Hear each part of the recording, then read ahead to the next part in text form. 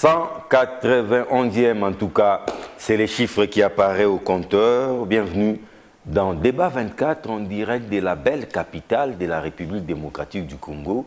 Vous êtes à Kinshasa. Objectif annoncé, déclencher les mécanismes de mise en accusation du président de la République. La question que l'on se pose, à qui profiterait cette éventualité? Et est-ce cette démarche de Théodore Ngoï, soutenue par Martin Fayulu, peut-elle aboutir? Élément des réponses dans cette nouvelle édition des Débats 24. Mesdames et messieurs, encore une fois, bienvenue à tous et à toutes. Très heureux de retrouver l'homme de la politicosomie et politologue de la République, Phocas Koukelemena. Bienvenue.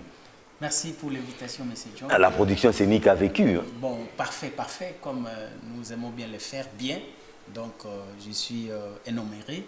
Pour une fois, on a essayé, mais ça a donné d'un coup une flamme. En tout cas, on va essayer encore d'en parler dans une émission aussi beaucoup plus spécialisée. Pas de souci. Alors, à vos côtés, très heureux de retrouver Moussamba ou Papi.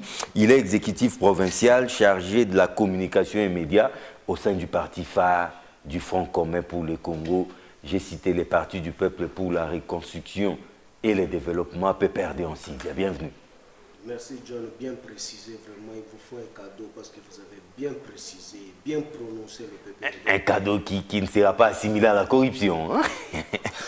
Merci beaucoup, Papi Mbaou Moussa, c'était pour rire. Et très heureux de retrouver également Maître David Chimanga, mais on ne le reçoit pas comme avocat, c'est un acteur politique.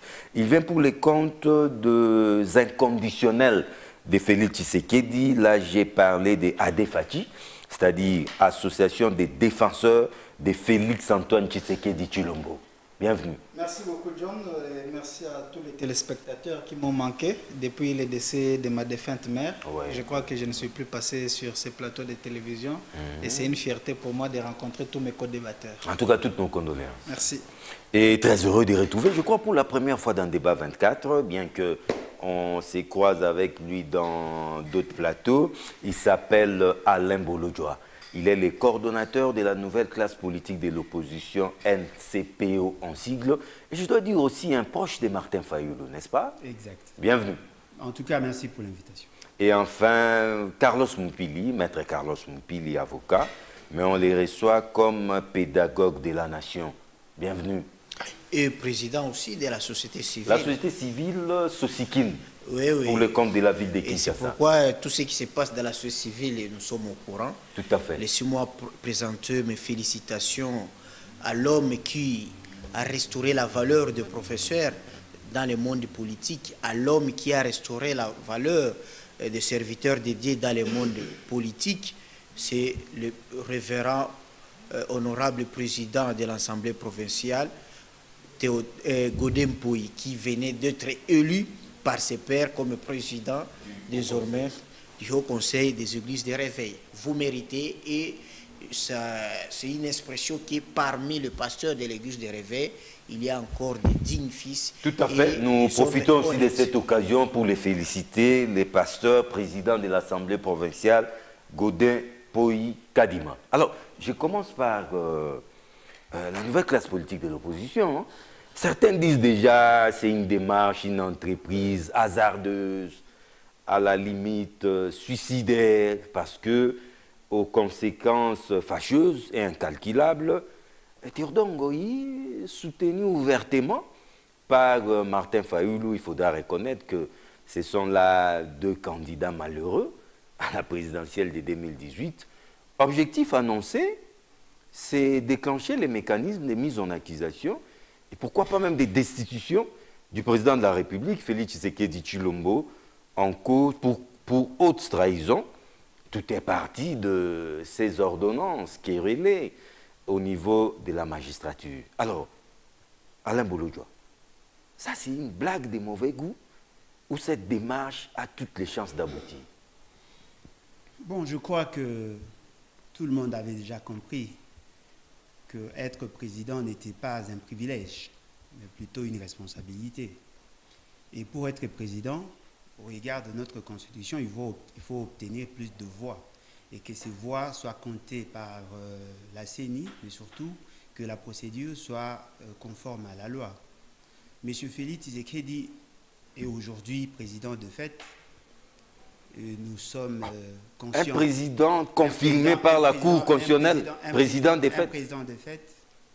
Et nous savons que c'est lui qui est supposé faire respecter la Constitution, quand bien même que lui-même, son mode d'accession n'a pas respecté cette même Constitution.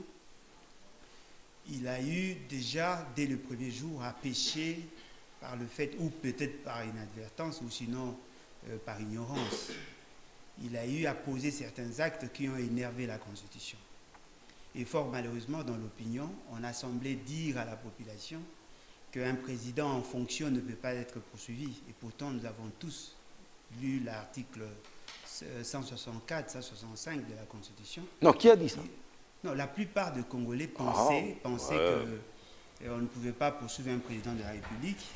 Et nous avons fait lire à la population, à cette population, l'article 164 et 165, tout à fait, qui est clair que lorsque le président de la République, aujourd'hui, M. Félix Tshisekedi, viole intentionnellement la Constitution, c'est le cas avec ces fameuses nominations, lorsqu'il y a concussion, délit d'initié, détournement, malversation financière, il peut être poursuivi. Alors, la question que nous devons nous poser, oui.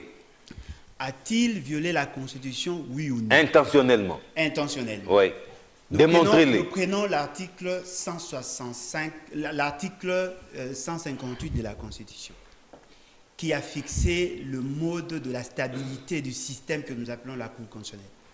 Pour être membre de la Cour constitutionnelle, il faut être choisi entre les trois composantes. Nous avons le Conseil supérieur de la magistrature, nous avons le Parlement, l'Assemblée nationale et les Sénats réunis en congrès, nous avons l'institution président de la République, et chacune des composantes doit présenter 3 personnes. Et dans le mécanisme de la stabilité du système, il est bien prévu que dans chaque composante, après chaque 3 ans, on va procéder par tirage au sort de 3 personnes pour que l'on renouvelle la Cour constitutionnelle dont le mandat de membre est fixé à 9 ans. Fort malheureusement, M. Félix Tshisekedi s'est permis, comme d'habitude, à violer la Constitution en nommant 2 membres provenant du Conseil supérieur de la magistrature. La loi, la loi organique numéro 13/026 de 2013 portant organisation et fonctionnement de la Cour constitutionnelle, oui, a insisté dans son article 6 le mécanisme de remplacement. Et fort malheureusement, comme d'habitude, M. Félix Tshisekedi a violé la Constitution. Et étant donné que la fonction du président de la République voudrait assez que la personne qui assume cette fonction soit le gardien des valeurs républicaines et cardinales, et lorsque le président de la République lui-même se comporte en anarchiste, eh bien, la conséquence, c'est qu'il va mettre en branle le fonctionnement de l'État, parce que l'État, au-delà de la dimension sociologique, est aussi une réalité juridique. Et lorsque le président, qui est supposé être le gardien de ces valeurs, n'arrive pas à bien intégrer ces dimensions, n'arrive pas à bien sécuriser notre Constitution, eh bien, il nous amène dans une forme d'anarchie, et dans les cas d'espèce, il doit être poursuivi. Qui l'ont poursuivi? Ce sont les juges lésés, parce qu'ils ont considéré que... Ils l'ont poursuivi? Non, ils vont le poursuivre. Ah, ils vont? Ils vont le poursuivre. Ah bon? Justement parce qu'il a violé non seulement la Constitution, mais aussi il a violé le droit de ces 2 juges qui ne pouvaient pas être débarqués de la sorte. Parce ils vont les poursuivre où? Non, mais ils vont saisir, ils sont entrés en contact avec leur avocat, ouais, qui est M. Théodore Ngoï, oui, que je salue d'ailleurs.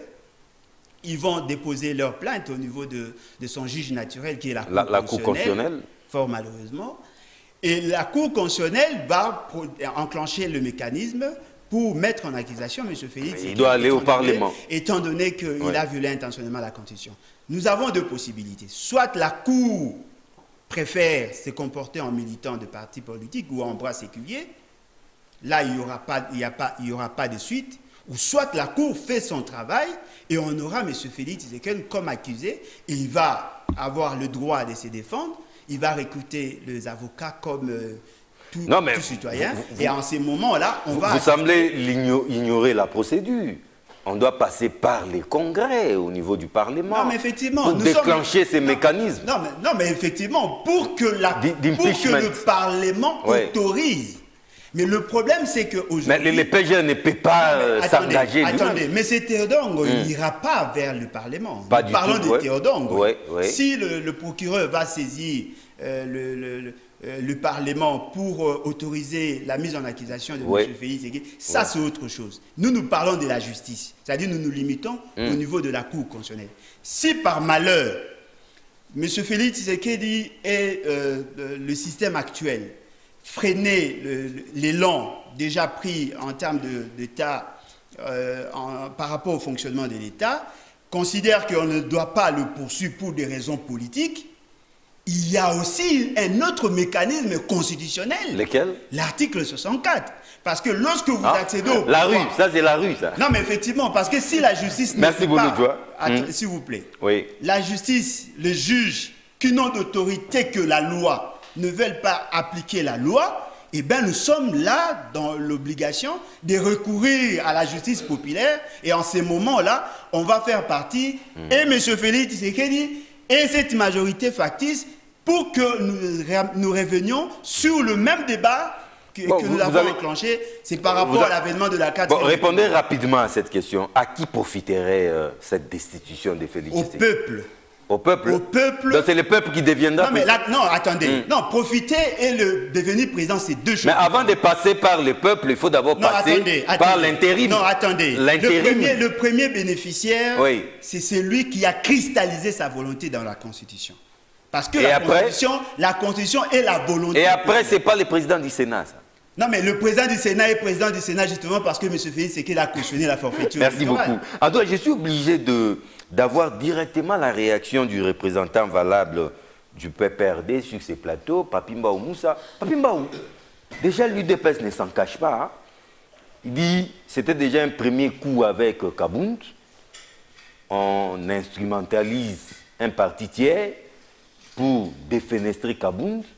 Voilà maintenant, derrière cette entreprise malicieuse ici, d'après l'UDPS, se cache son allié, les FCC, se cache son allié, les PPRD, parce que l'objectif, les PPRD est même prêt à pactiser avec les diables pourvu que Félix Tshisekedi saute. Vrai ou faux? John, je pense que vraiment ça fait honte hein, lorsqu'on peut prendre toute l'énergie pour venir débattre vraiment sur une histoire improductive qui ne profite à rien à notre République. Je pense que vraiment, ça me gêne même. Moi, je pense que... Non, ça intéresse la nation. Hein. Oui. Il ne faut pas minimiser cette question. Mais oui, John. Il s'agit du mandat d'un président de la République en exercice. Il y a des choses très importantes qu'on peut évoquer au lieu de perdre le temps inutilement. Je pense qu'aujourd'hui, les gens doivent savoir que mes alliés doivent savoir qu'aujourd'hui, le PPRD pour réfléchir, pour faire quelque chose ou mener une action, n'a pas besoin de l'aide des Fayoulou, ou encore moins de son collègue Théodongo. Le PPRD agit par procuration. Mais non, je pense que ce n'est pas le PPRD. Écoutez, évitons-nous de présenter que nous sommes forts, eux, nous ne le sommes pas. Par le passé, la même chose qu'on est en train de crier aujourd'hui. Kabila a été vilipendé à tous les mots. La violation de la Constitution. Où on a porté même le nom de Kabila en fait portant à un chien. Il a tout vu. Hein? Il a tout vu. Mais mes alliés de l'UDPS, avec des sorties médiatiques prématurées, de l'ère CG en intérim, il doit avoir des retenues. Fayoulou doit remplacer qui au PPRD? Bochab, Loumane, Chadari, ou bien va me remplacer Mwamba? Je pense que là, c'est une aventure. Le PPRD reste là, la machine de réflexion. S'il faut mener les actions, ce n'est pas derrière certaines personnes qu'on doit aller se faire ressourcer. Je pense que ça, ce n'est pas même un débat. Mais il y a un précédent avec la défenestration de Kabound. Non, Kabound, là, c'était si clair. Même les députés de l'UDPS, ils n'étaient pas pour avec Kabound. Monsieur John, écoutez, on ne peut pas encore venir ici faire le débat sur l'immoralité administrative. Parlons les choses importantes. Moi, je pense que mes alliés, avant d'ouvrir la bouche pour jeter le pauvre à l'FCC ou soit au PPRD, qu'ils doivent faire tout d'abord l'idée rétrospective de ce qu'ils ont insulté Kabila. Tout simplement parce qu'on avait reporté les élections. De ce qu'on nous a taxé des violeurs de la Constitution. Mais aujourd'hui, c'est si clair pour ne pas faire le redit, c'est que Bolodja venait de dire. Fayoulou, en soi, moi, je ne suis pas agence publicitaire pour faire la publicité de Fayoulou, encore moins de Théodore Ngoï Théodore. Fayoulou a fait que constater la violation intentionnelle de la Constitution. C'est prouvable, c'est clair. C'est démontrable. C'est démontrable. Mais lorsque nos alliés prétendent que non, il y a vraiment quelque chose, ça ne marche pas scientifiquement, c'est quitte à eux de remettre en cause les accusations. Mais Papi Mbao Moussa, là, vous venez peut-être d'avouer inconsciemment que vous soutenez la démarche des Fayoulou. Non. Monsieur, il ne faut pas me mettre les mots que moi je ne peux pas. Non, mais vos propos vous trahissent. Non. Écoutez, par le passé, lorsqu'on accusait Kabila la violation de la Constitution, il s'agissait de quelle Constitution? Kabila dégage. Donc même ici, lorsqu'il n'y a pas la lumière, non, c'est Kabila. Même si, aujourd'hui, mon frère Focas, s'il n'y avait pas assez des invités au conseil de Focas, non, ça, Kabila doit partir. Mais vous oubliez facilement. Heureusement que lui avait fait les plaintes. Mais exact, c'est pourquoi on n'a pas dit que Kabila doit partir. Vous avez oublié que Kabila n'est plus au pouvoir. Mais aujourd'hui, c'est si clair. La même constitution qui doit être respectée, si Fayoulou est à côté de la constitution. Mais la moindre des choses, c'est quoi? Les textes sont là. Monsieur Fayoulou, tu dois apprendre à réfléchir, ou soit tu dois apprendre à lire. Voilà ce qui dit la constitution. Pour ne pas faire le redire, ce que je venais de dire pour mon frère Bolodjo. La constitution nous donne les modalités, comment est-ce qu'on doit nommer les juges. Mais quelle a été la procédure? Est-ce qu'elle le revenait la charge à notre patron de la République de se faire nommer dans son compte 4 juges? Mais c'est écrit dans quelle constitution? Mais si Fayoulou constate en tant que Congolais, mais ça devient un problème. Là maintenant, on ne dit pas la liberté d'expression. Si c'était Kabila... D'ailleurs, il y a un groupe de Congolais qui ont déjà porté plainte contre Fayoulou et son ami Théodore. Voilà, c'est ça que... Voilà, voilà, à l'unité, on a saccagé même son siège. Le siège de qui? Décidé. Là, c'est Kabila encore. Écoutez, Kabila, vous avez chanté en toute langue ici. La liberté d'expression a été confisquée par Kabila. La liberté de penser a été confisquée par Kabila. Mais Kabila n'est plus au pouvoir. Fayoulou, j'espère très bien qu'il est le Congolais des pères et des mères. Il réfléchit sur la Constitution. Il évoque les articles qui sont dans la Constitution. Que tous nous lisons, nous en avons tous des constitutions. Mais la moindre des choses, c'est quoi? Si Fayoulou est à côté de ce que on est en train de faire les rapproches, des raccordements frauduleux en se cachant derrière l'FCC, où on est en train de chercher la pousse, la calvitie. Mais je dis ça, c'est irréfléchi. La Constitution est là. La Constitution dit quoi? Fayoulou a réfléchi ou n'a pas réfléchi? Fayoulou a bien lu la Constitution, puis il n'a pas bien lu la Constitution. Je pense très bien que... Papi Mbao Moussa, la démarche, l'initiative a toutes les chances d'aboutir. Vous estimez que c'est peut-être pour faire rire les vaches, hein? John, je pense qu'on ne peut pas empêcher, la Constitution dit ceci. Tout Congolais est égaux devant la loi. Oui, y compris le président de la République. Exact. Je vous rappelle dans cette... écoutez, nous sommes encore au chapitre de vous rappeler toujours. Parce que vous oubliez ça. Rappel des faits. Rappel des faits. Dans le même pays ici, Kabila, on l'avait porté plainte même par les vieilles dames. On voit même des... non, mais même jusqu'à présent, on continue de porter plainte. Hein? Alors qu'il est sénateur à vie. Mais lorsqu'on lui pose la question, non, on se réfère à la Constitution parce qu'il y a une violation. Mais lorsqu'on dit de Kabila, non, il faut les faire. Ici, c'est ça la msala. État des droits. Nous kangaye. Mais là où on fait la confusion, c'est quoi? L'état de droit est lutte contre les Non, là c'est un ton insidieux. Hein. Il ne faut pas faire ça. Quand on disait Moukamate, c'était un ton quoi? Allons-y. Voilà. Donc, là, c'est ce que je te rappelle encore. Nous sommes que premier chapitre des rappels. Mais si aujourd'hui, les mêmes Congolais, des pères et des mères, qui jouent les droits de la Constitution, la constitutionnalité leur protège, ils disent que non, les chefs de l'État, nous estimons que non, tu as mal fait les choses. La moindre des choses, c'est quoi? Chef de l'État, c'est une institution. On n'a pas attaqué le chef de l'État en tant que mari de maman Denise Nyakeru ou soit les papas de X. Non, on a attaqué présidence institution. Donc la démarche est normale. Écoutez, mon frère, moi, depuis que j'ai lu la Constitution, nulle part, aucun article qui dit que non, institution président de la République est inattaquable. Merci. Mais lorsque les Congolais se réfèrent à la Constitution, mais la Constitution c'est la Bible. Mais une chose est vraie, le PPRD n'est pas derrière cette entreprise. Écoutez mon frère, nous pour vous dire que nous ne sommes pas intéressés, nous ne sommes pas agences publicitaires de tout ce que vous citez les noms. Nous sommes aujourd'hui à Maniema en train de préparer, d'installer notre base. Quand vous êtes encore en distraction. Vous êtes à Kindu. Mais quand on va vous gagner encore, oh non, on a triché. Non, faut qu'expliquer les maintenant. Ça, ce n'est pas sérieux. Et puis je suis vraiment très ravi. Encore voir mon collègue, mon co-débatteur, l'avocat. Oui. Il nous insultait, nous. Quand on avait créé les groupes, les conditionnels du PPRD.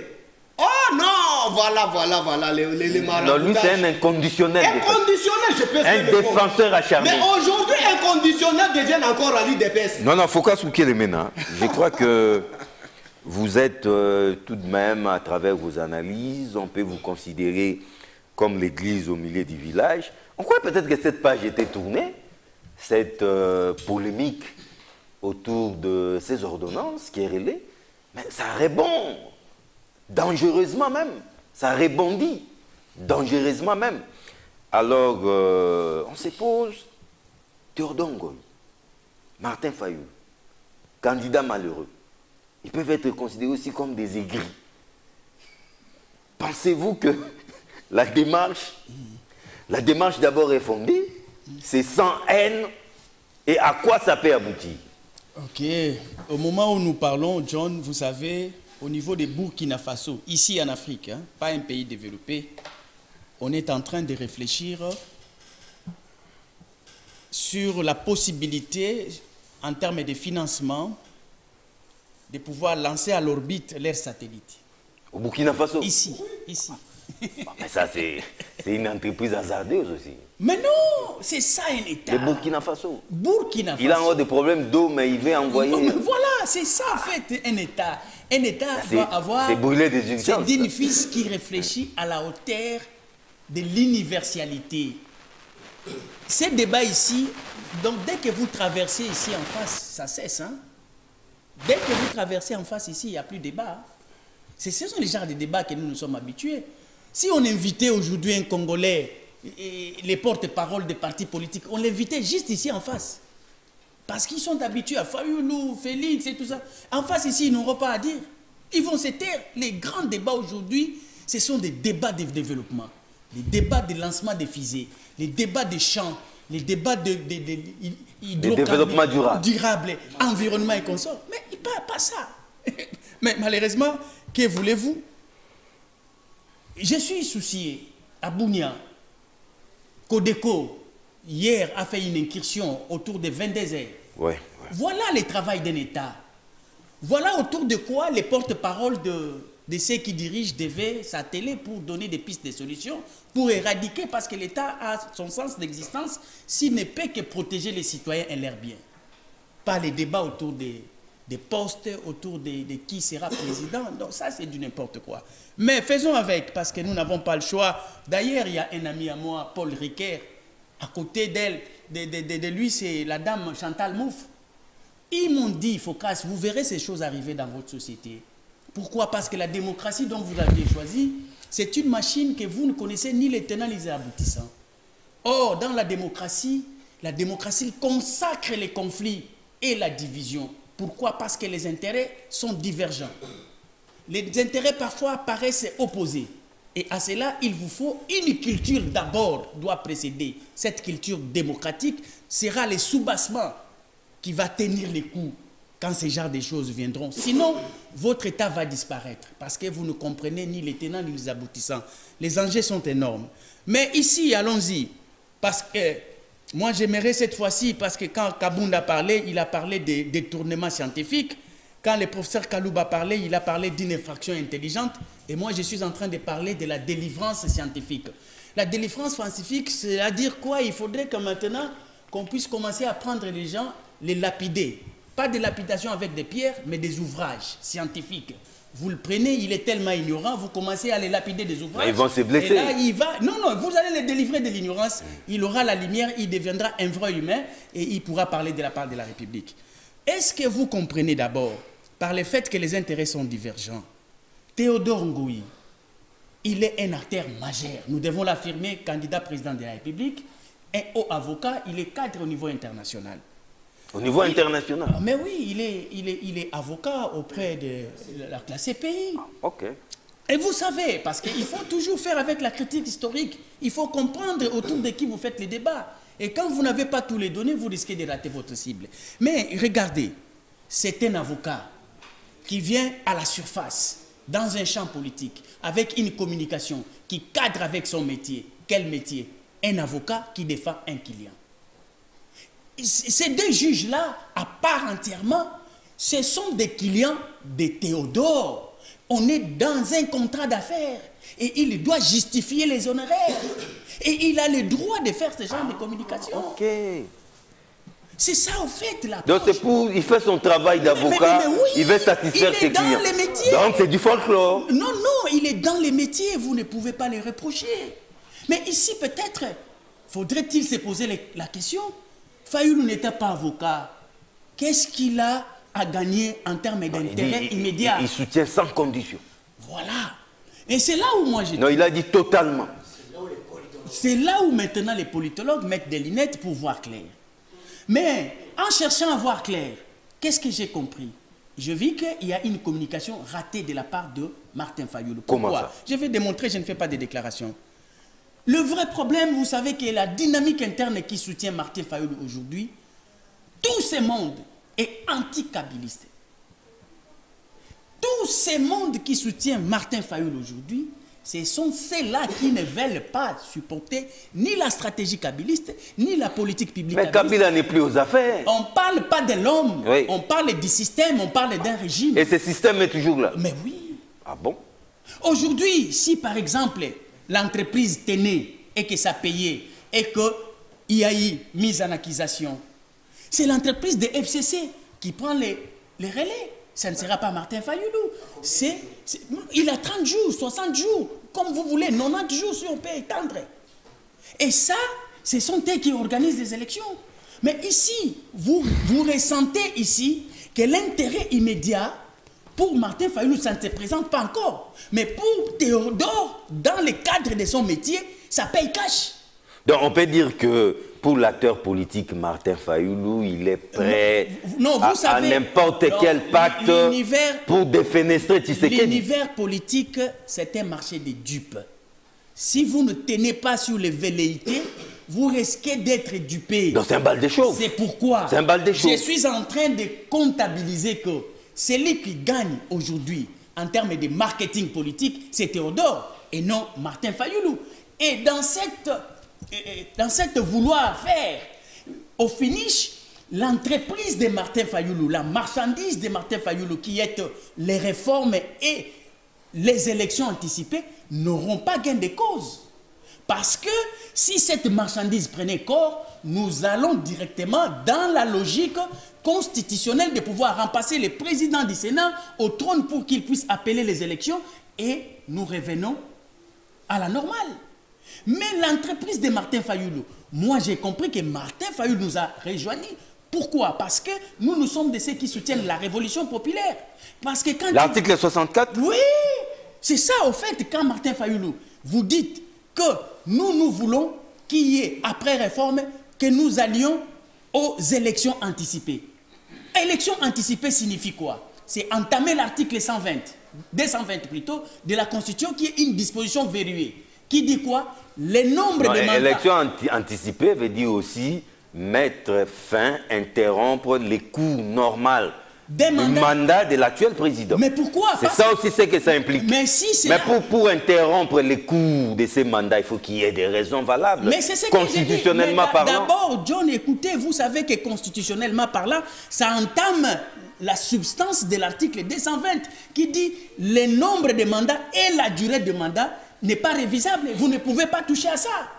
Mais dès que lui, il vous présente les élections anticipées, il est dans quelle logique? Des changements de la Constitution. Il nous rejoint dans la révolution républicaine. Et quand il brandit encore l'article 64 fait référence à quoi? À l'auto-prise en charge. Les souverains se prennent en charge. C'est ça la révolution républicaine. Mais au finish, c'est pas un saut périllé comme ça. Mais c'est pourquoi je dis que par rapport à cette communication, oui, Martin Fayulu a brouillé la carte. Nous ne savons pas quelle est sa vraie marchandise. Est-ce que c'est le chemin avec Théodore ou bien c'est les réformes plus l'élection? Marché des dupes, vous l'avez bien dit. Mais j'atterris par là. Moi, je propose quoi? Pourquoi je propose de la révolution? La proposition deuxième partie. Non, je dépose par là. La révolution républicaine nous appelle à une révolution intellectuelle qui est au moins le renouvellement de l'intelligence du génie congolais que nous allons faire avec dans une approche de la congologie pour créer de nouvelles inscriptions qui nous amènent à la réinventation de l'État proprement dit. Carlos Mpili, juriste, très intéressé par les questions constitutionnelles. Je voulais qu'on fasse une sorte de remontade avec vous. Les chefs de l'État avaient-ils violé la Constitution en nommant ces juges à la Cour constitutionnelle? John, je crois que tout a été dit. Je suis passé ici. Je l'avais annoncé que le président de la République, il avait violé la Constitution. Et la faute, démontrez-le. C'est que les juristes qui sont dans son cabinet, ils ne sont pas écoutés par les politiques. Et ça, c'est connu. Quand on est juriste, conseiller juridique, on n'est pas, même professeur d'université, on n'est pas pris en considération dans des cabinets politiques. C'est une mauvaise chose. Mais laissez-moi raconter un peu Focas. Vous savez, la science politique, telle que ça se pratique, quand on est politologue, c'est qu'on est en même temps d'abord sociologue, et en plus, on aimait les choses politiques. Un sociologue, c'est celui qui connaît la sociologie politique. À qui profite soit la mise en accusation, la déchéance du président de la République? Et pourquoi Fayulu est là? Est-ce que ça fait partie de son marketing politique? Pour Focas, c'est faux, non. Aujourd'hui, dans la Mouka, Fayulu est en train de démontrer au peuple congolais que les autres, des anciens hommes d'affaires, ils étaient prêts à vendre leur silence en échange d'une promesse quelconque. Mais lui, non. Il continue à dire tout ce que les États agresseurs sont en train de faire contre le Congo. Il défend l'Est lorsqu'il propose l'institution de la journée internationale des génocides de l'Est le 2 août. Donc, on trouve qu'il est le seul dans la Mouka qui est opposant aujourd'hui du président de la République. Bemba Katumbi sont restés des opposants de Malonda Ronsard, président désigné pour la CENI. Ça, c'est sur le plan marketing. Autre chose, l'intérêt de Fayulu dans ça, c'est que la Constitution, à son article 76, est claire. J'ai entendu, vous êtes politologue, ne parlez pas comme des journalistes, des kiosques ou bien d'autres. À son alinéa 3, lorsque le président de la République, on prononce sa déchéance par la Cour constitutionnelle, le président du Sénat devient président automatiquement intérimaire. Oui. C'est Alexis Ntambo Mwamba, d'IFCC comme vous l'avez dit. Mais il a 60 jours soit minimum jusqu'à 90 jours maximum. Et que la CENI convoque l'élection anticipée. En cas de force majeure, comme c'est le cas, on n'a pas d'argent. C'est un cas de force majeure. Il y a les effets Covid aussi. Non, aujourd'hui, parce que si le président Félix est destitué en octobre, c'est qu'au mois de janvier, il faut qu'il y ait l'élection anticipée. Or, la CENI va dire, nous n'avons pas de moyens. Il faut attendre. Et comme nous n'avons pas de moyens, il faut recourir aux moyens de la communauté internationale. La MONUSCO doit recevoir des moyens. Or, la communauté internationale, pour vous donner des moyens, doit vous imposer comment contrôler la CENI. Même les pouvoirs de certification des résultats de vote. Comme ça s'est fait en Côte d'Ivoire. Et dans ce cas, on va proclamer le vrai président élu. Voilà le calcul de Martin Fayoulou. C'est que pour Martin Fayoulou, les États-Unis, la France, Belgique, ils vont donner des moyens. La CENI ne sera plus la CENI des Congolais où on a des candidats présidents en poche. Ça sera la communauté internationale qui va mettre le moyen et accompagner la CENI jusqu'à la désignation du président élu. Et lui, il se voit que lorsqu'il va aller aux ces élections anticipées, les candidats de l'UDPS, qui peut-être ça sera Félix Tshisekedi ou Jean-Marc Kabound, les candidats du FCC, on ne sait pas si ça sera encore Chadar ou on désignera quelqu'un d'autre, lui s'est dit, il a peut-être la chance de gagner cette élection anticipée. Voilà, lorsqu'on est politologue, c'est comme ça qu'il faut réfléchir.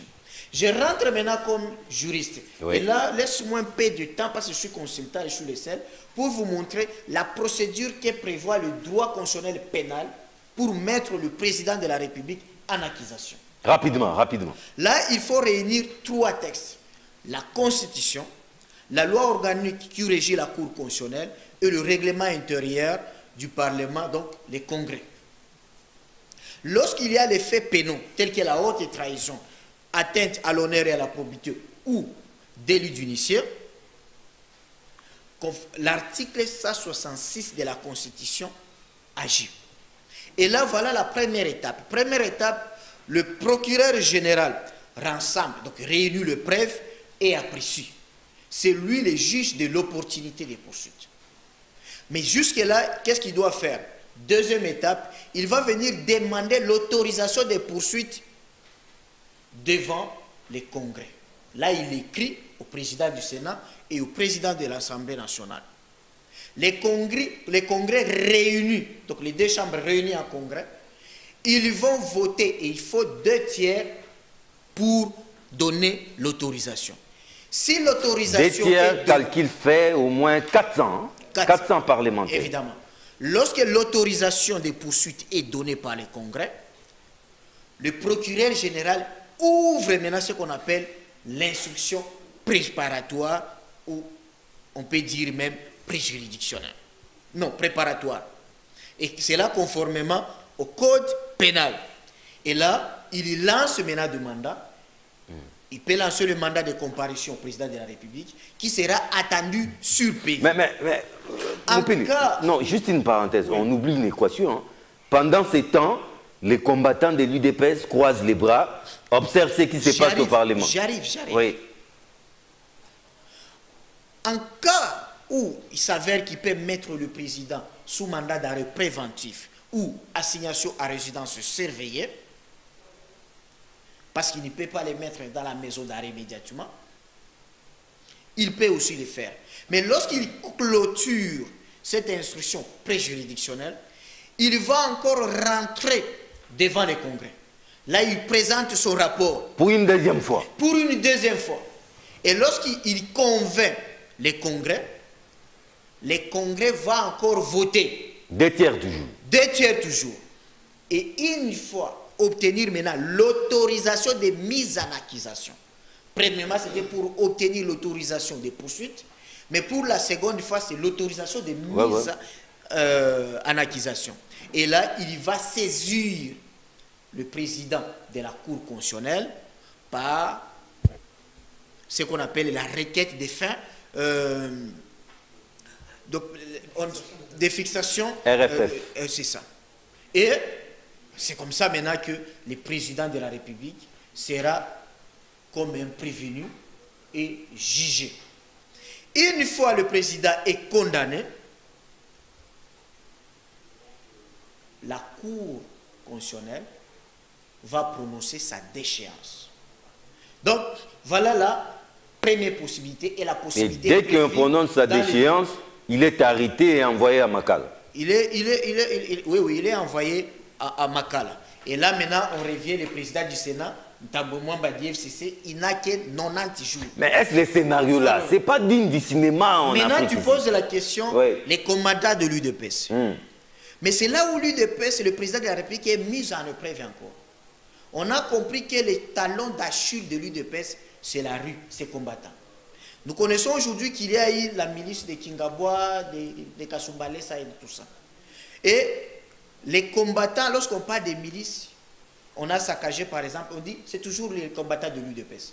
Si les combattants viennent envahir le Parlement et qu'ils commettent des actes tels que des incendies, des tortures, meurtres, on va retenir que ce qui s'est fait par les combattants de l'UDPS, ça a été planifié et organisé. Et là, on tombe dans le régime des statuts de Rome de la Cour pénale internationale. C'est un traité qui a été ratifié et nous avons une loi de domestication des statuts de Rome que des juristes à l'âge adolescent ne maîtrisent pas. Et là, le problème, c'est quoi? La difficulté qu'aura le président de la République, c'est que on va lui évoquer l'article 28 des statuts de Rome où on parle le supérieur hiérarchique. Parce qu'avec les statuts de Rome, on n'arrête pas les combattants qui incendient ou qui tuent. On cherche le chef hiérarchique. C'est opposé des chefs militaires. Bemba a été arrêté seul, il n'a jamais été à Bangui. Et lorsque maintenant le président de la République est reconnu comme supérieur hiérarchique, l'article 27 des statuts de Rome parle des défauts de la pertinence de la qualité officielle. Donc le président de la République n'a plus de humilité. Il peut être poursuivi sans la procédure de mise en accusation. Mais faut et là, même le procureur général près la cour d'appel ou même le juge de la cour d'appel peut arrêter le président de la République comme tout citoyen. Mais nous sommes en Afrique.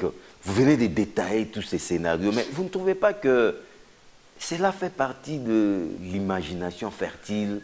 Je parlerai même des fantasmes de certains juristes. Ah, ok. Mais sur le plan pratique, c'est vraiment impossible. Attention, nous sommes en Afrique, il faut faire la part des choses. Ça, c'est le travail des politologues, mais malheureusement, on n'en a pas. Mais pour aboutir, c'est compliqué. On n'en a pas au Congo. Si on avait des politologues et ils savent la méthode systémique, la force d'un président africain, c'est quoi? Le président Félix Tshisekedi, il n'est pas comme Joseph Kabila. La force d'un président africain, c'est l'armée, la police et les services de sécurité. Et des fois la rue aussi. Non, attention. La rue n'existe pas lorsqu'il y a 25 personnes avec qui tirent. Tous les combattants, les militaires se cachent en dessous des lignes. Lorsque ça tire, mon confrère, il dit, il est le défenseur des Fachi. Acharné. Lorsque ça tire, il va se cacher dans le soleil.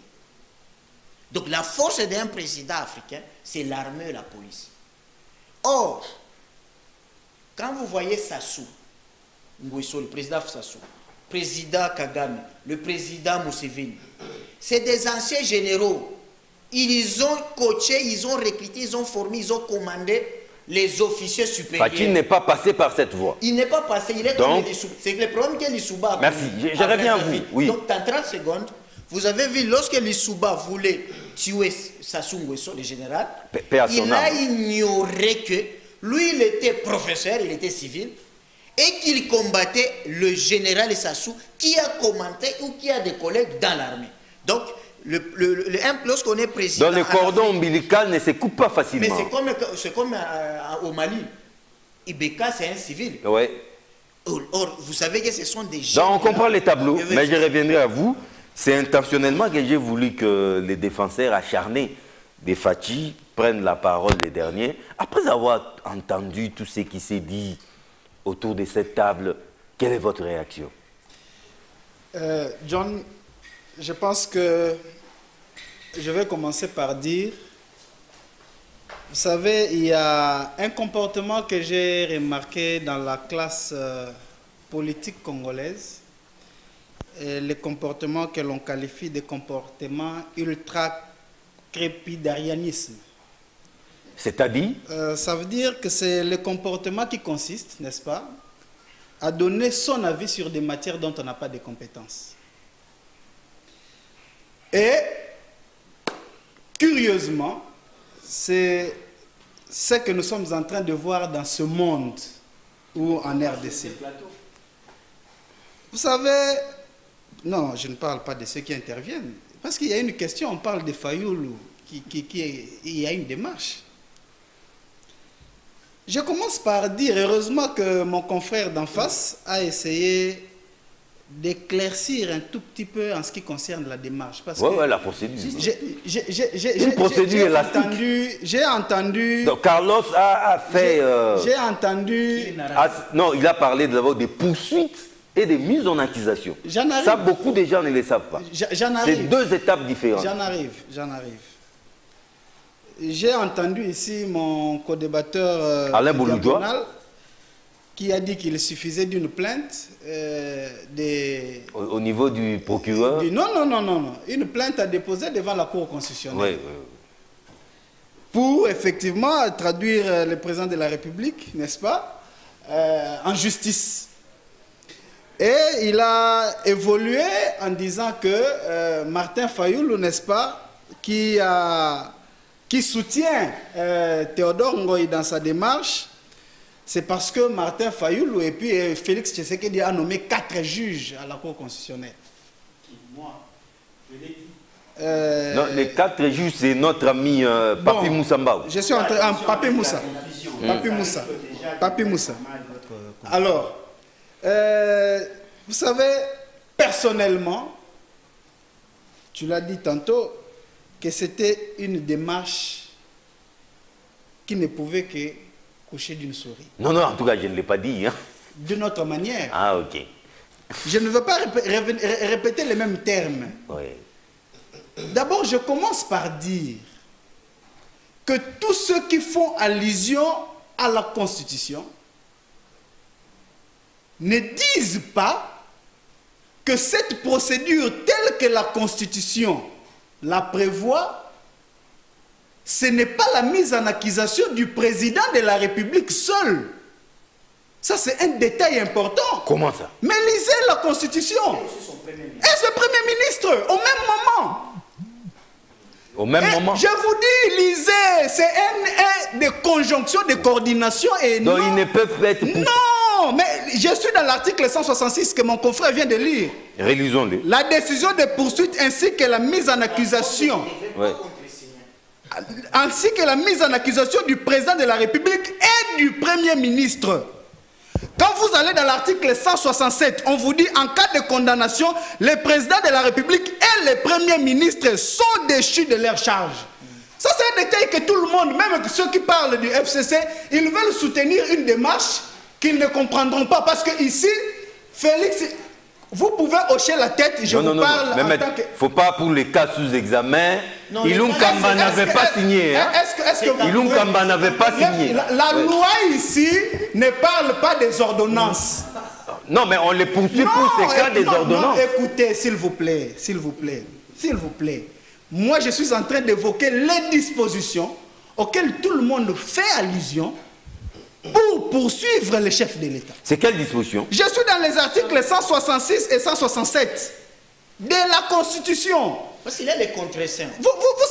Vous savez... Ilung Kamba n'a pas vous savez, c'est comme ça que je vous ai dit ici, qu'il y a des matières aussi sensibles pour lesquelles les juristes s'échangent pendant plus d'une audience et le juge a le temps pour rendre son arrêt. Je vous donne encore un exemple ici. Vous avez eu ici M. Martin Fayoulou qui est allé devant la Cour constitutionnelle. D'ailleurs, naturellement, c'est que je sache, Martin Fayoulou et tous ceux qui l'entourent n'ont jamais maîtrisé la procédure pénale. encore moins la procédure judiciaire. Parce que ils sont allés aux contentieux électoraux, n'est-ce pas? Dans une procédure essentiellement écrite, j'ai vu des gens amener des cartons sur la tête pour apporter des procès-verbaux. Et aujourd'hui, Martin Fayulu vous dit, je l'ai suivi lorsqu'il il a fait son speech avec Théodore, il vous dit que même si ces juges-là ne m'avaient pas donné raison, mais ici je suis censé les défendre. Je viens en ce qui concerne cette violation de la Constitution. Je relève ici, et ça tout le monde ne peut pas l'affirmer et tout le monde ne peut pas comprendre. Maintenant, je vous arrête un moment. Non, relisons l'article 165. On va revenir. On va revenir. Le fait de poursuivre, je dirais même comme s'ils étaient des Siamois avec les premiers ministres, n'est pas fondé. J'ai vu l'article 165. Voilà. Je l'ai lu. On y reviendra. Est-ce que vous pouvez me laisser le feeling d'idée? Ce ne sont pas des Siamois. Est-ce que vous pouvez me laisser? Vous avez la parole. Voilà. Donc, vous allez... Non. Quand tout le monde... J'ai une nature de laisser tous ceux qui parlent parler. Je n'interviens pas. C'est le même sujet, nous y reviendrons. Laissez-moi étaler ce que j'affirme. Celui qui est contre moi reviendra avec ses éléments.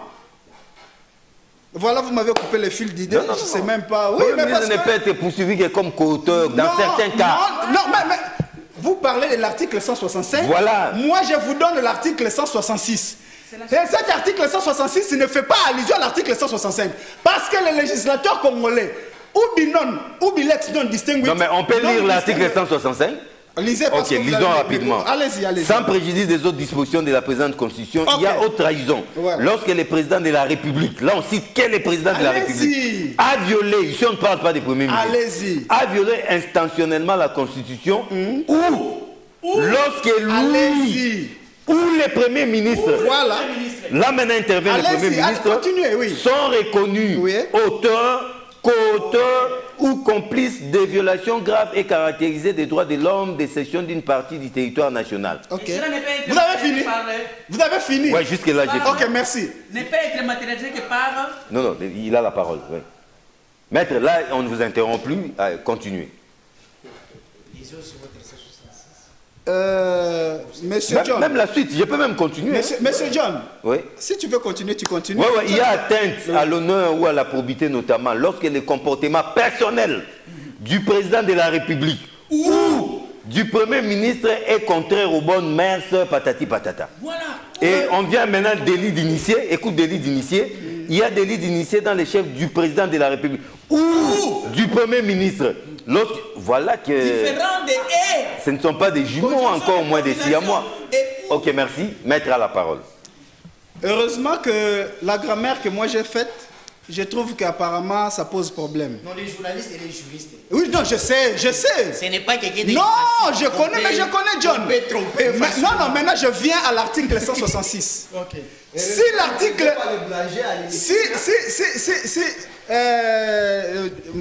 Papi Moussa, nous sommes sur un plateau de télévision, l'émission va passer et il faudrait quand même éviter des termes qui vont vexer. Je suis dans l'article 166. Vous avez lu l'article 165 où l'on définit les différentes infractions pour lesquelles les chefs de l'État ou les premiers ministres peuvent être poursuivis. Vous êtes d'accord avec moi? Vous êtes dans l'article 165. Je vous lis l'article 166 où il n'y a pas ce ou de conjoint, où il n'y a pas ce ou exclusif. Je suis dans l'article 166 parce que le ou, c'est la possibilité, c'est l'un ou l'autre. Mais le et, ce n'est pas l'un ou l'autre. Ça, c'est du français. Après avoir posé les principes dans l'article 165. Non. Cet article ne se définit pas par rapport à l'article 165. L'article 166 ne se définit pas par rapport à l'article 165.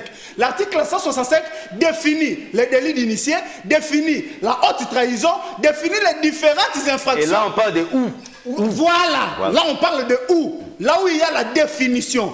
Mais dans l'article 166, qui parle maintenant de la procédure telle qu'énoncée par mon confrère, la décision de poursuite ainsi que la mise en accusation du président de la République et du Premier ministre. Les cas échéants. On ne dit pas, la loi ne le dit pas. Lis l'entièreté de l'article. Mon frère, il n'y a pas de ou ici, dans l'entièreté. Je peux terminer? Oui. Voilà, ok. Lui aussi est lié. Voilà. Ainsi que la mise en accusation du président de la République et du Premier ministre sont votées à la majorité des 2/3. Là, c'est la procédure telle qu'énoncée par mon confrère. Ça veut dire qu'ici, il n'y a pas les législateurs. Vous savez, je vais vous donner un exemple. On vous dit, c'est lui qui commet, admettons, le coups et blessures volontaires, le confrère C, est puni d'une amende et d'une servitude pénale. Ou l'une de ces peines seulement. Ça veut dire que là, le législateur a la possibilité de vous punir. Non, pas. Il y a la possibilité, n'est-ce pas, d'être condamné soit pour amende, soit pour peine de servitude pénale, ou pour les deux. Et là, le législateur n'a pas renseigné cette incise pour dire où est. C'est l'interprétation de tout le monde.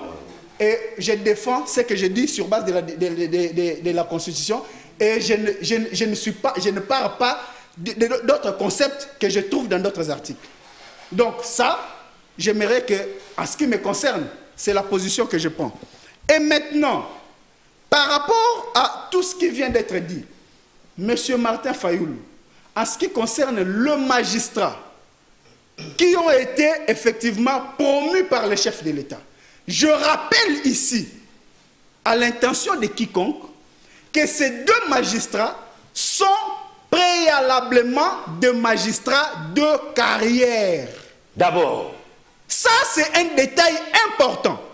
Et la carrière d'un magistrat... C'est pas la Cour constitutionnelle, hein? Non!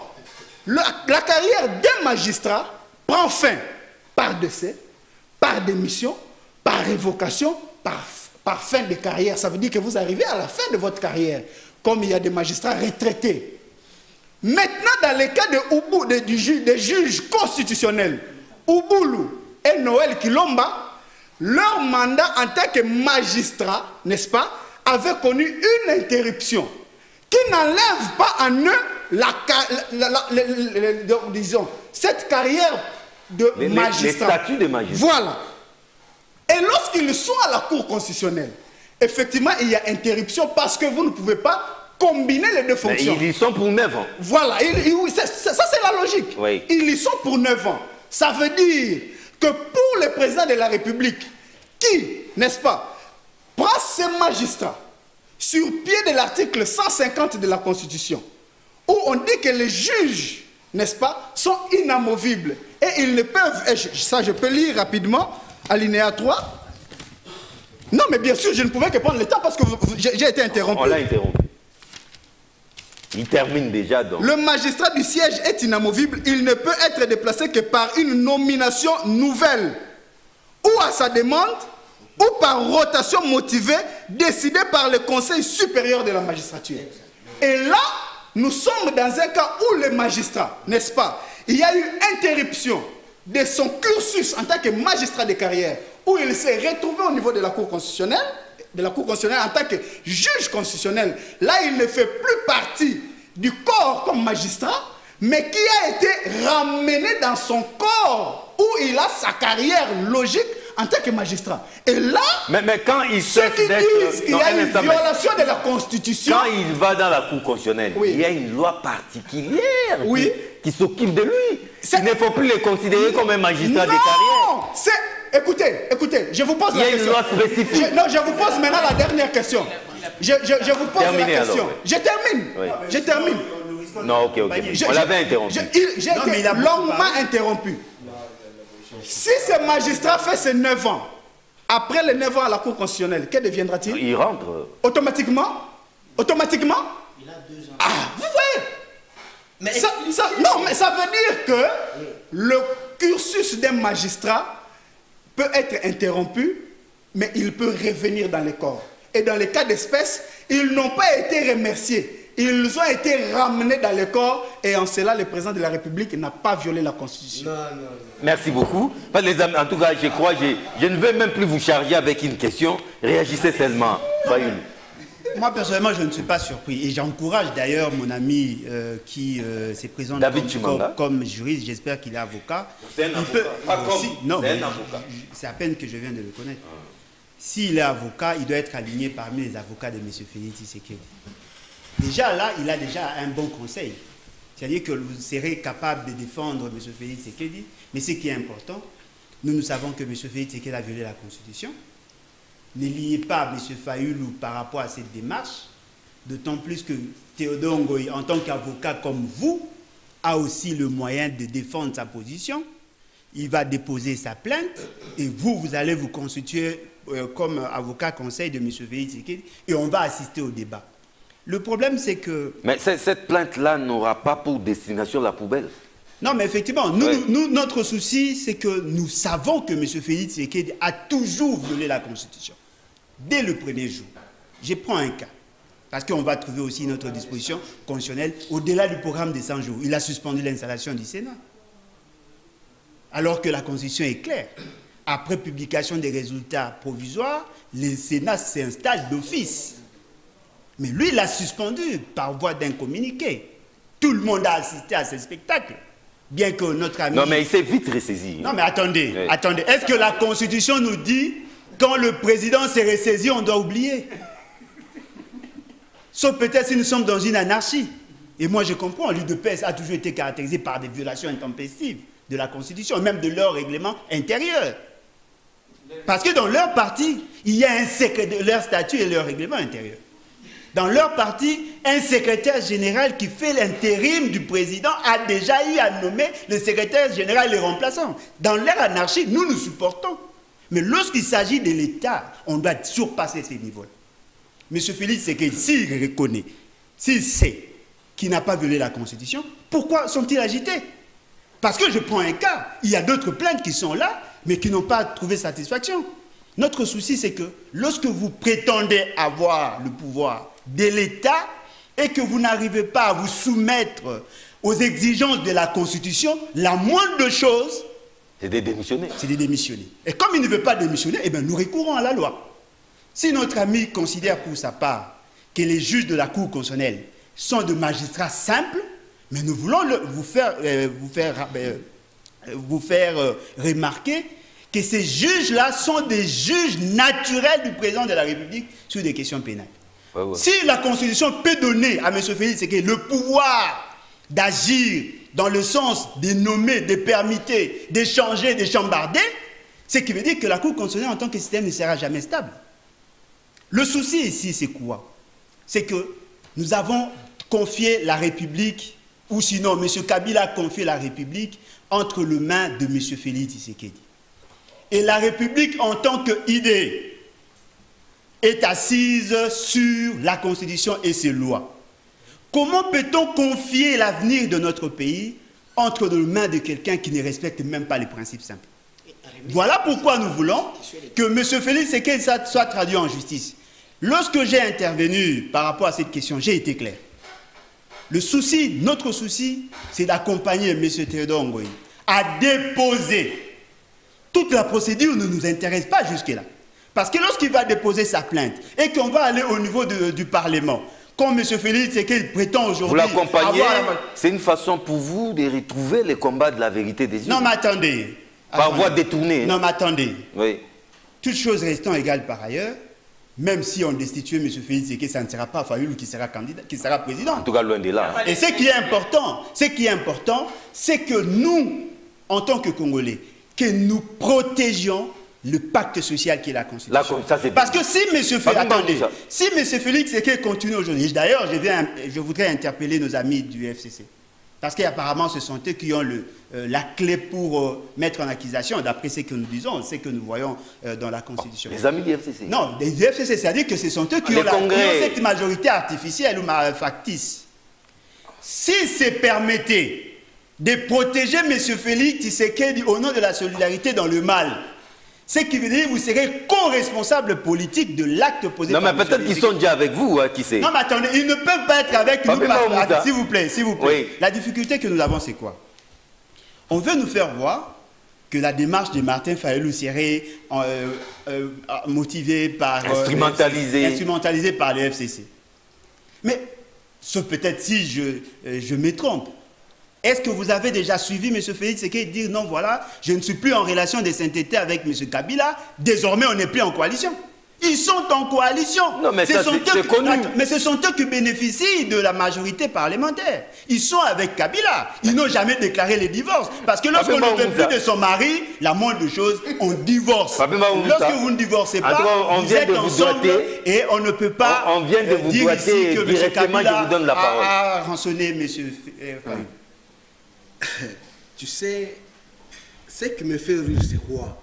Je me rappelle encore à l'époque des OZRT, lorsqu'on suivait les théâtres de Mangobo et consorts. C'est ce que nous vivons aussi avec l'opposition en République démocratique du Congo. Vous savez, ça me fait rire. Hein? Quand il y a une contradiction partout, il y a la fourberie dans la politique, où les gens ne maîtrisent pas des choses, ça peut que donner ce que nous vivons aujourd'hui. Avec mon frère Fayoulou, qui ne reconnaissent pas la majorité parlementaire de l'FCC, aux majorités de tous les mots qui peuvent... Mais aujourd'hui, il a besoin de vous. Aujourd'hui, il a besoin de vous. Vous êtes payé, non? Vous engagez la République. Il veut se servir de cette majorité. Mais c'est ce que j'ai dit, la fourberie d'une manière odieuse. Écoutez, cesse de tromper la population. Oh, la majorité artificielle. Oh, la majorité synthétique. Factice. Oh, la majorité soki nini, soki quoi. Ah ouais, mais c'est ce que j'ai dit, la sortie médiatique prématurée. Il doit rentrer encore, apprendre comment est-ce qu'il faut sortir sur le média. Écoutez, vous reconnaissez très bien que non, la majorité est bel et bien de l'FCC. Vous nous devez du respect. À 1000%. Je suis vraiment très ravi. Et aujourd'hui, ils ont besoin de vous pour amener à bon port leur projet. Ils savent la machine. Non, mais peut-être ça serait peut-être un piège. Ah, ok. Non, parce que nous avons l'article 64. Et même ils savent que ce n'est pas au PPRD où ils peuvent venir s'hasarder de jouer avec le feu. Leur sort, eux-mêmes le savent. Je parle par rapport à mon co-débatteur. Chimanga. Ah, maître, je suis vraiment très ravi. Voilà comment ce que j'ai dit, la confusion dans votre camp, où vous êtes en train d'échapper à votre responsabilité que la population vous a confiée. Vous qui avez l'état d'insulter Kabila par le passé, violeur de la Constitution. Un homme qui ne respecte pas le principe. Mais voilà, tu viens de donner les cours. Dans votre famille politique, et non, les gens ne savent pas lire la Constitution pour indexer au FCC au Kabila. Il est en coalition avec la Mouka. Parce que ici, le Premier ministre, en contradiction tout d'abord d'incompréhension ou la compréhension des textes de l'article 150 et l'article 165 que vous venez d'évoquer, et 166. 165, 166. Exact. Mais nous comprenons que non, mon cher. Tu as révélé des choses qu'il faut rentrer chez vous à l'IDPS. Vous vous mettez sous l'arbre que non, mon cher. C'est ce nous d'Excel, le PPRD. On ne réfléchit pas bien. Parce que sinon, ils ont qu'ambassadeur aussi. Non, mais écoutez, la responsabilité est bien définie dans la Constitution. Ilou Kamba n'était pas là, tout d'abord. L'objet... Mais je crois que nous sommes en matière pénale. En matière pénale, c'est individuel. Heureusement, nous avons un journaliste et juriste qui n'avait pas eu le temps d'être boulanger à l'université de Kinshasa. Quand les autres vendaient le pain là-bas, toi, tu avais quand même le temps de lire les syllabes. Voilà le fruit aujourd'hui que nous sommes en train de vivre. Mon frère, aujourd'hui, Maître Elven fait voir que non, on doit intimider l'FCC en disant qu'aujourd'hui, si le président de la République est destitué, c'est avec le Premier ministre. Mais c'est grave. Très grave. En tout cas, il l'entraîne dans sa chute. Non, mais ça dépend des cas. Ça dépend. S'il y a des éléments, s'il y a curiosité. Mais c'est pourquoi, avec regret, vous avez constaté que nous, au PPRD, nous sommes à Kindu. On ne fait pas même la sortie médiatique sur cette aventure odieuse. Non, mais Maître peut avoir raison, d'où l'importance politique du contresens. J'en viens pour expliquer, papa. Vous devez sauver, les Congolais doivent sauver pour sauver aussi Lunga. Dans ces cas aussi. Monsieur John, vous savez, hein, nous sommes les conseillers des chefs de l'État gratuits, où on ne paye pas. Nous ne sommes pas comme les autres qui font 15 notes par jour. Technique. techniques, les notes techniques. Nous sommes les bénévolents. Pour aider notre chef de l'État, enfin à ne pas tomber sur les filets de Bolonjoa et son compte et ses frères. Ça, c'est un piège. Ça, c'est un piège. Merci beaucoup. Mais nous avons l'obligation de protéger notre président de la République. Faut qu'expliquer les maintenant. Non, vous allez conclure. Vous allez conclure. Non, je vais vous donner la parole pour conclure. Faut qu'expliquer les maintenant. Non, pour finir, une seconde. Okay. Je dis ceci. L'objet du débat aujourd'hui, qui fait l'objet des poursuites du président de la République, c'est à cause des ordonnances. Ilunga Kamba était où? À Lubumbashi. À Lubumbashi. C'est pourquoi on dit la violation intentionnelle. On a envoyé Ilunga Kamba mission intentionnellement. Faut qu'expliquer les maintenant. Faut qu'assurer. Ok. Ministre délégué. Écoutez mon cher. Ce n'est qu'en République démocratique du Congo où ministre délégué peut contresigner le. Non, c'est le vice-premier ministre, ministre de l'Intérieur qui avait préséance. Ministre de Défense qui a signé. Ah, pour la défense. Mais ministre délégué. Les anciens combattants. Les ministres opposants au gouvernement. Faut qu'assurer que vous avez compris. Faut compris. Oui. C'est pourquoi je te disais l'autre fois qu'il y a des pollueurs de l'atmosphère politique. Il faut les arrêter. Ils doivent payer les amendes ou bien faire la prison. Nous avons besoin de réflexions bio qui ne polluent pas, qui ne dérangent pas. C'est pourquoi vous trouvez dans notre champ politique, les uns sont des anthropophages et les autres sont des cannibales. Parce que l'anthropophage, lui, il tue. Il tue l'être humain, il dépose. Mais les cannibales, ils viennent, ils mangent la chair. Et les deux, je ne sais pas qui est plus méchant que l'autre. C'est ça au moins le scénario entre FCC et Cash. Voilà. Mais parlons de cette affaire de l'article 58. Je vais juste m'étaler sur l'approche politologique du contenu de l'intelligence machiavélique qui forme cet article ici. 158? Oui. La composition de la Cour constitutionnelle. Cette intelligence vient de l'enfer. Exactement. Vous savez pourquoi? Pour parler d'un état de droit, il ne suffit pas seulement qu'il y ait des procès au niveau des cours et tribunaux. Mais plutôt, il faut respecter les principes sacro-saints de la gestion de la République. Or, parmi les principes sacro-saints, vous avez les séparations de pouvoir. La séparation de pouvoir. Partout, pour parler de la démocratie, pour parler d'état de droit, pour parler de cité moderne, il faut que ces principes-là soient respectés. Mais regardez ici. Vous avez une disposition constitutionnelle, c'est pourquoi nous appelons la 4e République. Nous devons désacraliser cette constitution. Nous allons créer un rapport de force républicaine et nous allons appliquer et nous sortirons de ces gouffres. Pourquoi? Nous sommes dans un cadre où vous avez le pouvoir judiciaire, vous avez le pouvoir législatif et le pouvoir exécutif. Chaque pouvoir doit agir pas d'une manière isolée dans le systémisme, mais tenant compte de la particularité. Essayez de vous résumer. Hein, voilà, de la particularité du fonction et des rôles que chaque pouvoir doit jouer dans le système. Vous prenez cette structure, la Cour constitutionnelle. Vous voulez donner une coloration de dire que c'est une structure spécialisée. Bon, ça fait partie de quel pouvoir? Judiciaire. Judiciaire. Mais dans le pouvoir judiciaire, vous voyez l'incursion du pouvoir législatif. C'est-à-dire qu'il mandate 3 juges, les pouvoirs législatifs. Et le pouvoir exécutif, par l'entremise du président de la République, envoie aussi 3. Ils font combien? Mais la Cour constitutionnelle, c'est aussi une cour politique. Hein? Il ne faut pas perdre cette vue-là. John, soyez revêtis. C'est hautement politique. Soyez revêtis de l'esprit de la nouveauté. Ça, c'est ces calculs qui a amené à mettre en place cette structure. Ils ont biaisé la démarche scientifique de la gestion de la République dans les principes de la séparation de pouvoir. Regardez la démonstration. Les présidents envoient 3. Les parlementaires envoient 3. Ça fait combien? 6. Dans les cas de figure où vous avez un président qui a la majorité. Donc, à leur initiative, ils ont combien de juges là-bas? 6. Plus les 3 des cours et tribunaux, ça fait 9. Vous les soumettez aux élections pour qu'ils dégagent le président. Donc le président, quoi qu'il en soit, viendra de ceux qui sont du groupe des 6. Vrai ou faux? Parce qu'ils ont le nombre avec eux. Il est difficile que le président puisse sortir du groupe qui vient de la magistrature suprême. Voici l'intelligence machiavélique. Et nous avons des lunettes pour voir tout ça. Maintenant, qu'est-ce qui se passe? Le président là qui est élu là, c'est lui le juge naturel du président de la République. et du Premier ministre. Les deux sont de l'exécutif. Mais pendant qu'ils savent que l'homme qu'on a placé, qui serait le président de la Cour, il serait certainement celui dont nous avions mandaté.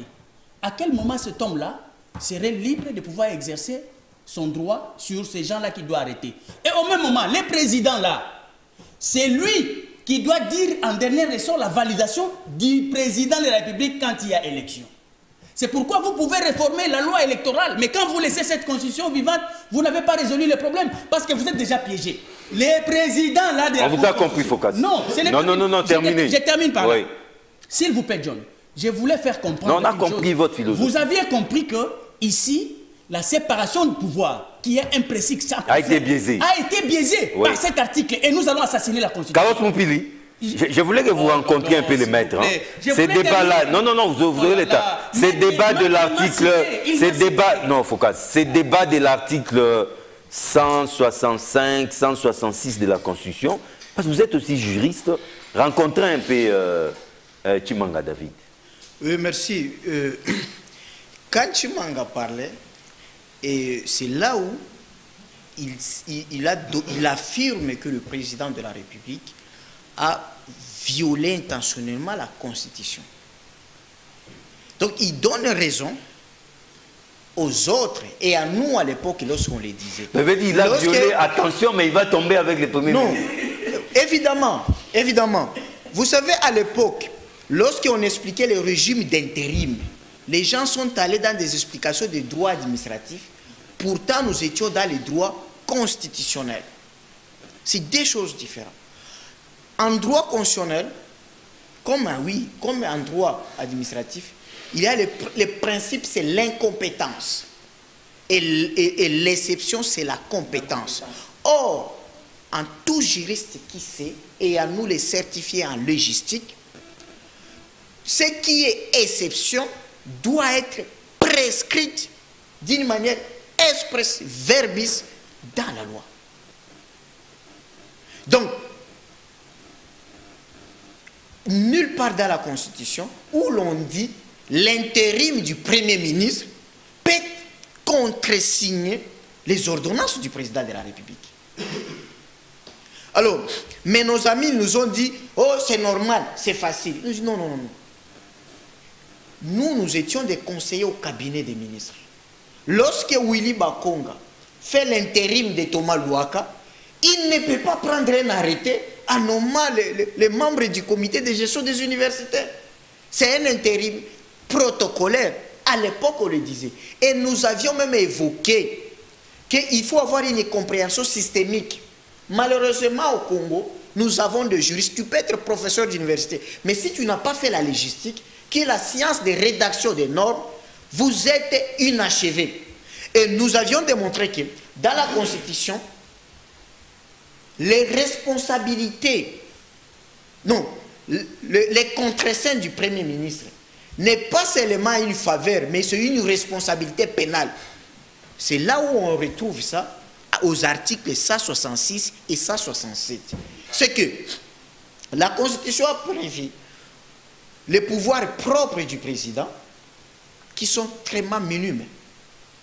Désigner, nommer l'informateur, nommer le premier ministre, tout. Mais la plus grande partie, c'est les pouvoirs partagés. Contre ça. Parce qu'on ne voulait pas qu'on retombe dans la dérive dictatoriale. Vous savez que la Constitution ici a été élaborée par le Parlement de 1+4. Kabila n'avait pas la majorité. Et comme Kabila était général-major, on a voulu diminuer les pouvoirs propres du président de la République. C'est ça qui vous ferait que le président français a plus de pouvoirs propres, 8, mais ici, le nôtre, on lui a ravi tout et faire de ça pouvoir partagé. Parce qu'on ne voulait pas avoir un petit dictateur.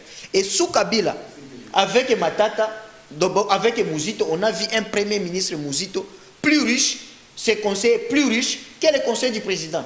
Sous Matata Pogno, on a vu Kabila passer 6 ans sans faire même un point de presse. Inexistant. La pauvreté était au palais de la nation qu'à la primature. Tout journaliste le sait. Parce que le premier ministre, on lui a donné plus de pouvoir qu'un président de la République. Alors, La Constitution, par rapport à ce que Foucault s'est dit, non.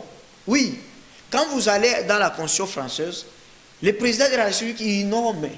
D'ailleurs, il a pris des pouvoirs. Non, j'ai dit, l'initiative, les choix.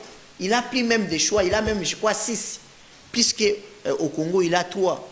Quand vous êtes au Ghana, le président de la CENI, il est choisi, nommé par le président de la République. Mais ce n'est pas un problème. Voici ce qui est important. Nous n'avons pas des hommes. Comment ça? Parce que lorsqu'on est nommé à la Cour constitutionnelle, à la CENI, on a 2 devoirs sacrés. Premier devoir, c'est le devoir d'indépendance technique. Deuxième devoir, c'est le devoir d'ingratitude à celui qui vous a choisi, à celui qui vous a nommé. Ça, c'est la doctrine qui le précise.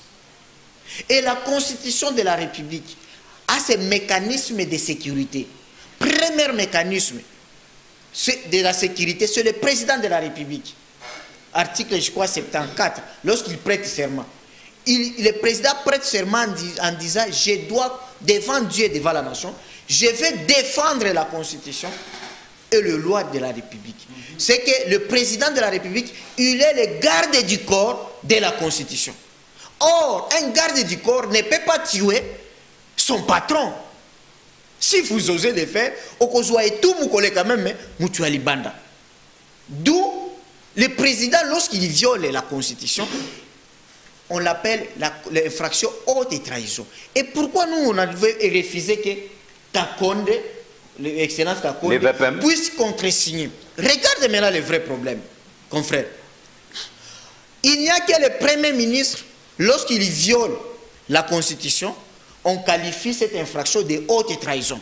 Mais Kakonde, tant que ministre, lui, s'il viole la Constitution, c'est l'infraction, c'est abus de pouvoir, excès de pouvoir. C'est pourquoi Kakonde n'avait pas la compétence de contresigner les ordonnances. Mais un juriste interroge la loi. Mais vous, à l'UDPS, vous choisissez les gens qui ont des rancunes. Les plagiaires. Oh, Kabila a fait ça. David Timanga. Kabila a tiki mandef. Donc, Fatio va le laisser. David Timanga, réaction. Deuxième sécurité. Je parlais des mécanismes. J'ai parlé du président de la République. J'ai parlé de la Cour constitutionnelle. Vous terminez par là. Qui est le chien de garde de la dérive dictatoriale des 3 pouvoirs. Parce que la Cour constitutionnelle, c'est une juridiction qui dérive de la Constitution. C'est pourquoi c'était une faute dans l'exposé des motifs de dire qu'on a 3 ordres. Non, on parle de la dualité juridictionnelle. C'est qu'il n'y a que 2 ordres, l'ordre judiciaire et l'ordre administratif. La Constitution a fait du péché parce que les constituants étaient semi-lettrés en matière du droit. Chimanga. Et 3e mécanisme sécuritaire, c'est l'article 64 de la Constitution. Lorsque là, le président viole... Non, ce n'est pas ça. Lorsque le président viole la Constitution, et que la justice ne fait pas son travail, c'est que la justice aussi viole la Constitution. David Timanga. Et on donne. David Timanga, réagissez. Ce qui est. Oui, David Timanga. David Timanga. David Timanga, vous avez la parole. Problème par une crise. David, vous avez la parole. Je pense que. Vous savez, John, j'ai été toujours jaloux en ce qui concerne l'interprétation des textes des lois. J'ai toujours apprécié mon cher ami Focas, lorsqu'il nage dans ce domaine, vous sentez que c'est un domaine qui est sien. Et lorsque je parle de l'interprétation de la loi, vous voyez celui qui est en face de moi, c'est un juriste, n'est-ce pas? Et quand j'ai parlé, quand vous lui avez posé la question, il a répondu à votre question pour vous faire savoir que ce que je suis en train de dire ici, David Chimanga n'est pas législateur. Il n'est pas constituant. Je vous lis l'article 167 pour aller dans la logique de ce que je suis en train de vous dire et que vous pensez être de la folie, alors que c'est ça même l'interprétation de la loi. En cas de condamnation, la 167. Le constituant dit le président de la République et le premier ministre sont déchus. Au même moment, on ne vous dit pas ici c'est et où. Je ne sais pas l'interprétation que vous voulez donner à ces dispositions. Et quand je parle, il y a une folie qui semble amener les gens, je comprends. Ce n'est pas un domaine de prédilection pour tout le monde. Quand les législateurs ubi lex non distinguit, non distinguer de bemus. Là où la loi n'a pas distingué, vous et moi, nous ne pouvons pas distinguer. Ce que le législateur dit, et c'est comme ça. Je reviens avec ce que mon cher ami est en train de dire. Ça, c'est un élément très important. Je vais les rencontrer. Le gouvernement, à la différence de l'institution, gouvernement, à la différence de l'institution président de la République, le gouvernement est une institution collégiale. Ça veut dire que le Premier ministre engage le gouvernement tout entier. C'est comme ça que, parce que le président de la République n'est pas redevable devant le Parlement ou le Congrès, c'est le Premier ministre qui vient défendre les ordonnances du chef de l'État, dans lesquelles il a contresigné devant le Congrès. Et c'est là où la notion de l'intérim intervient dans les cas d'espèce. Ça veut dire que le problème, ce n'est pas l'individu Premier ministre, mais le problème dans la notion de l'intérim, c'est engager le gouvernement. Et c'est comme ça que l'article 90, alinéa, excusez-moi, voilà, alinéa premier, le gouvernement est composé du Premier ministre, des ministres et tout ça. Non, ce n'est pas ce que je voulais dire. Mais là où on parle de l'intérim, je crois que c'est toujours là. Voilà. L'alinéa deuxième, il est dirigé par le Premier ministre, chef du gouvernement. En cas d'empêchement, son intérim est assuré par le membre du gouvernement qui a la préséance. Ça, c'est l'alinéa second. Ça, c'est l'intérim. Oui, qui a... On ne dit pas contre. Non, attendez. Ça va.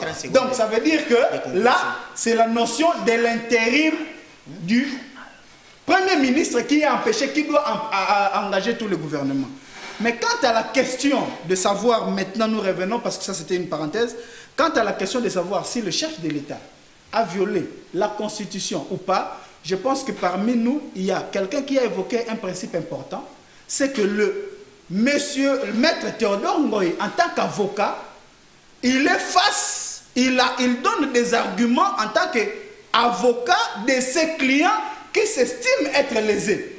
Et là, il ne peut prendre que le droit de son côté. Mais que le dossier ayant été porté, les juges ne sont pas censés suivre la position de maître Théodore Ngoï. Que par contre, M. Martin Fayoulou, candidat malheureux, est pratiquement quelqu'un qui se comporte, n'est-ce pas, à un aigri parce qu'il a raté le pouvoir, veut s'accaparer de cette démarche qui n'est purement une démarche que professionnelle par rapport à la profession de maître Théodore. En tout cas, les débats, c'est pour sinon on peut prendre des heures et des heures, on ne va pas terminer. Souffrez qu'on atterrisse ici. Souffrez vraiment qu'on atterrisse ici. Merci beaucoup à Alain Bouloudjoa, coordonnateur de la nouvelle classe politique de l'opposition NCPO. Carlos Moupili, pédagogue de la Nation. David Kimanga, Adefati. Papi Moussa Mbaou, exécutif provincial du PPRD. Et Kimanga David Biadé. En tout cas, ce débat se poursuit. Je vous promets, on peut toujours revenir sur ça la semaine prochaine. Les débats restent ouverts. La rediffusion, déjà ce week-end, à partir de 10h30. Sinon, retrouvez-moi le vendredi prochain à la même heure avec le même réel plaisir. Au revoir.